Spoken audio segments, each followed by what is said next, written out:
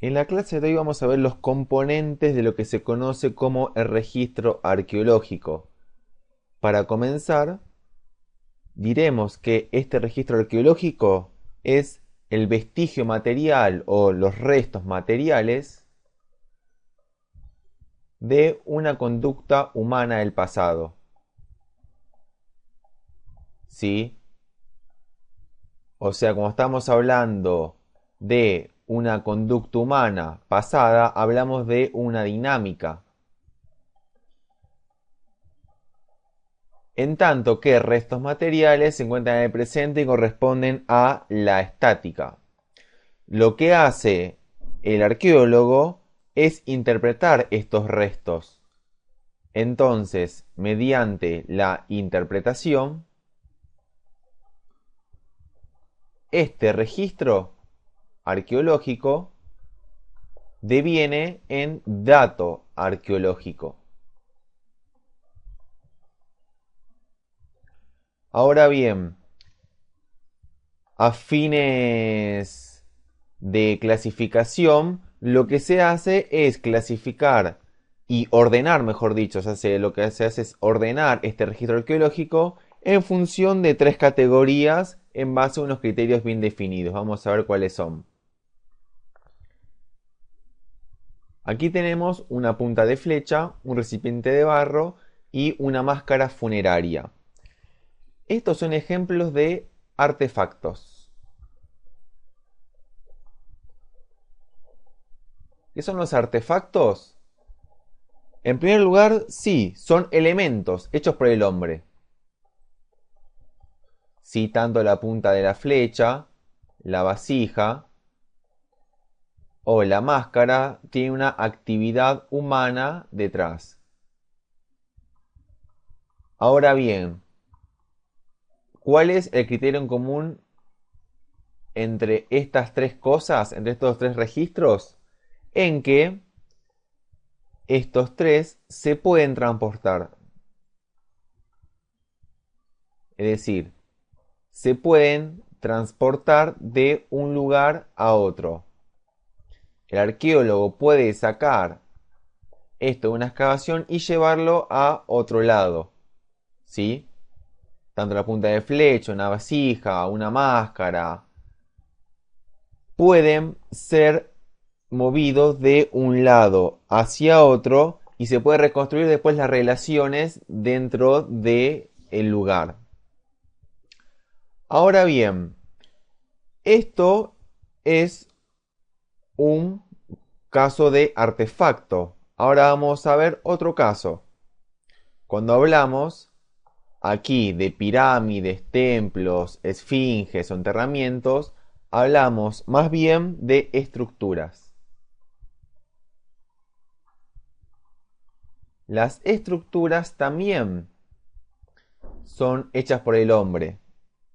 ¿Sí? En eso estamos de acuerdo. Tanto estructuras como artefactos están hechos por el hombre. Pero, a diferencia de los artefactos, las estructuras no se pueden transportar. ¿Por qué no se pueden transportar? Porque si se transportaran, lo que uno hace es deshacer las relaciones in situ, es decir, se destruye la evidencia.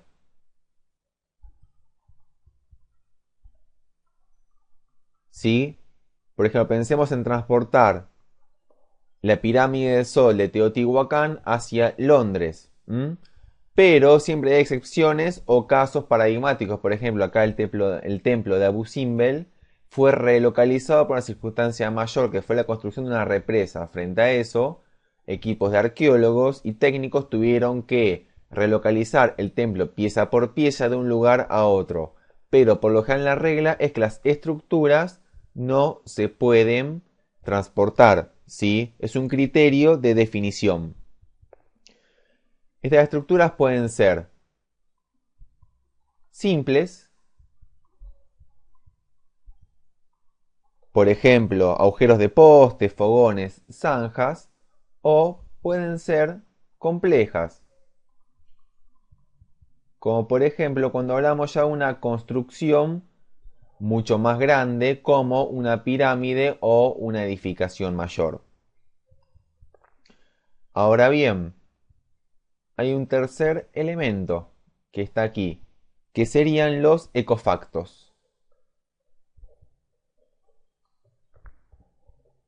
Los ecofactos, a diferencia de los artefactos y las estructuras, no son hechos por el hombre, ¿sí? Son elementos de origen natural. Aquí tenemos, por ejemplo, semillas, polen de maíz, etcétera, que son todos justamente de origen natural. ¿Y por qué se incluye como registro arqueológico? Porque si hablamos de tipos de semilla que se encuentran en una excavación, microfotografías de polen que estaban justamente al lado de la prenda de un cadáver, estamos hablando de que estos elementos, si bien no son hechos por el hombre, nos proporcionan información. Proporcionan información, por ejemplo, geológica,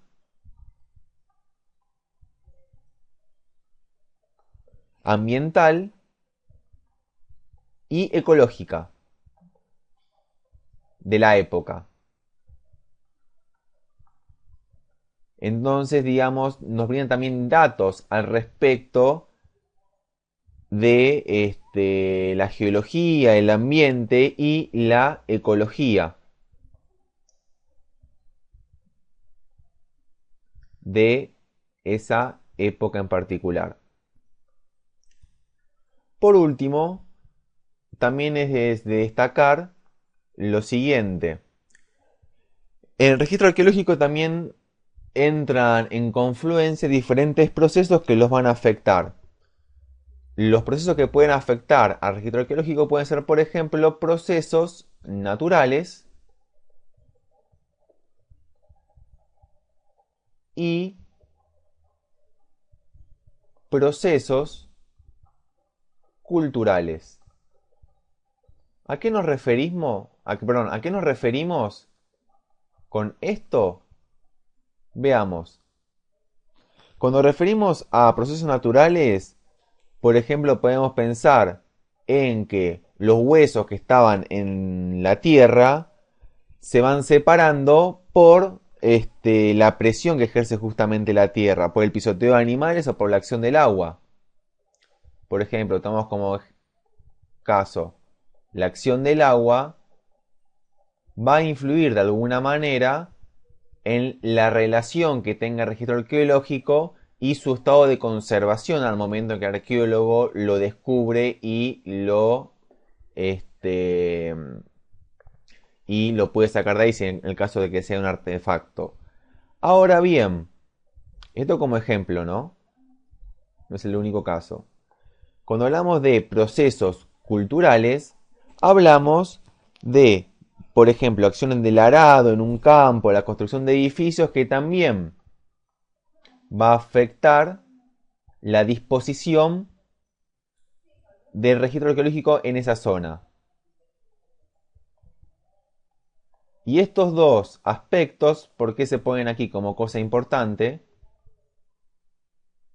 Porque van a influir en el estado que después el arqueólogo encuentre los ecofactos, estructuras y artefactos. Entonces, aquí como dos ejemplos, la acción del agua y la acción del arado, entre otros, pueden influir en el registro arqueológico. Es decir, está sometido a este tipo de procesos. Entonces, para resumir, estos procesos influyen en el registro arqueológico que a fines prácticos se clasifica en ecofacto, estructura y artefacto. En suma, estos tres conforman diferentes formas de registro arqueológico que lo que hace es, lo que son los restos materiales de la conducta humana que luego el arqueólogo lo que tiene que hacer es un acto interpretativo mediante el cual deviene el dato arqueológico y así puede inferir la dinámica de la conducta humana que estuvo presente allí en el pasado.